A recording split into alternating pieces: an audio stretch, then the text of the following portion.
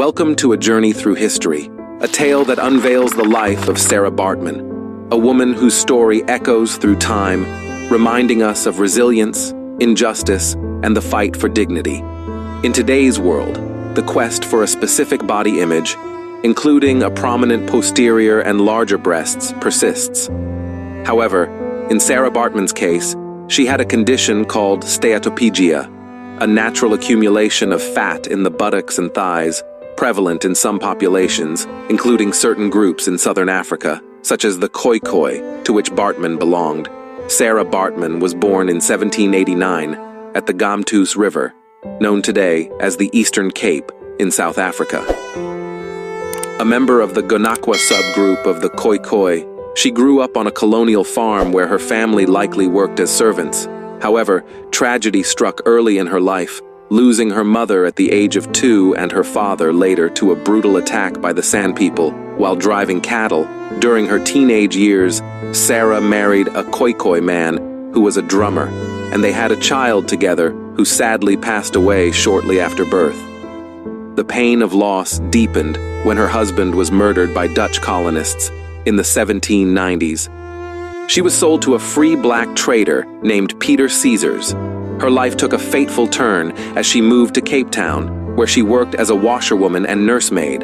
Ultimately, she became a wet nurse in the household of Peter Caesars' brother, Hendrik Caesars, in present-day Woodstock.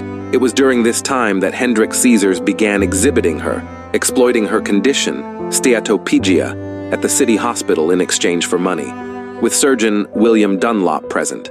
William Dunlop, a Scottish military surgeon, played a part in her subsequent exploitation.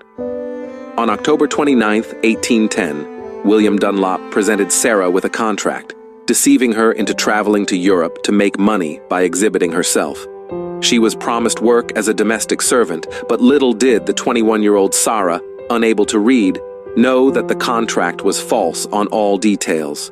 Her enslavement continued for the remainder of her life, as Hendrik Caesars and William Dunlop brought Baartman to London in 1810. Sara Baartman's exhibition was orchestrated by Dunlop and Caesars in the Egyptian Room at the London residence of Thomas Hope, Cavendish Square, on November 24, 1810. Their aim was to capitalize on Londoners' lack of familiarity with Africans and exploit Baartman's pejoratively perceived large buttocks. In England, her body was exhibited with very little clothing, attracting paying spectators. Despite the public interest, Sara received minimal compensation. English sympathizers filed a lawsuit against Dunlop and the Caesars for holding Baartman against her will. Although the court ruled against her, the publicity increased. Baartman's exhibit's popularity, leading to tours across England and exhibitions at fairs in Limerick, Ireland, in 1812. In September 1814, after 4 years in Great Britain, Sara Baartman was taken to France and sold to S. Rio. An exhibitor who showcased animals, Rio displayed her publicly, allowing patrons to sexually abuse her for profit. Sara's life in Paris was marked by suffering and exploitation. Tragically, Saartjie Baartman passed away in Paris on December 29, 1815, at the age of 26, under uncertain circumstances, possibly due to syphilis or pneumonia.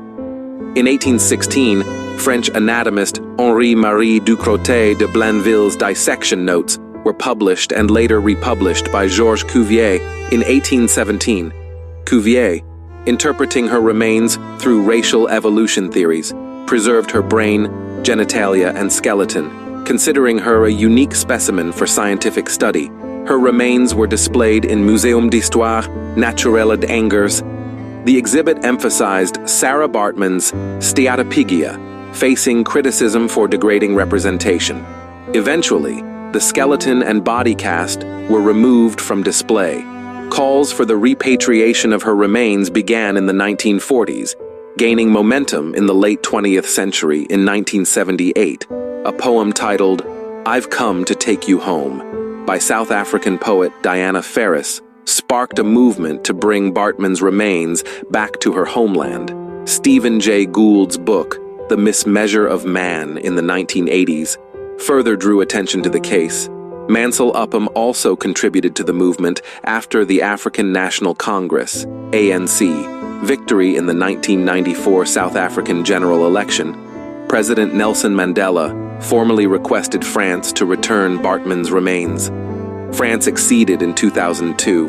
Her remains were repatriated to the Gamtoos Valley and buried on 9 August 2002, over 200 years after her birth. Sara Baartman's story serves as a painful reminder of the exploitation and discrimination she endured due to her unique physiological feature. It calls for a world where every individual is treated with respect and equality, regardless of their appearance or background. Hey, wonderful viewers, want more captivating stories and content?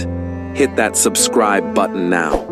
Your support fuels our growth and lets us keep sharing remarkable tales.